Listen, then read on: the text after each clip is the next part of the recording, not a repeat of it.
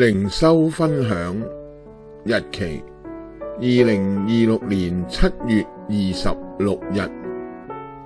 經文以西結書31章1至18節。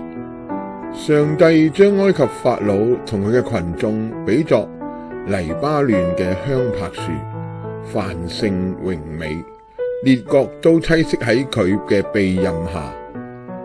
然而，上帝必將嗰啲因高大而驕傲嘅人交喺強暴之國嘅手中。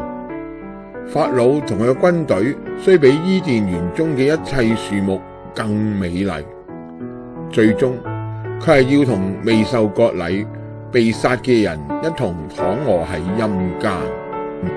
今日有不少德高望重嘅社會人士，佢哋聲名顯赫，蔭庇咗唔少狐假虎威嘅人。呢啲狐假虎威嘅人當中，有人亦認信歸主，奈何佢哋其中有啲人仍舊穿着舊我，仍舊狐假虎威喺教會內惹是生非，與人不和。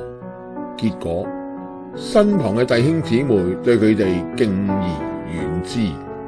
所以在基督裏，若有任何勸勉，若有任何愛心的安慰，若有任何聖靈的團契，若有任何慈悲憐憫，你們就要意志相同，愛心相同，有一致的心思，有一致的想法，使我的喜樂得以滿足。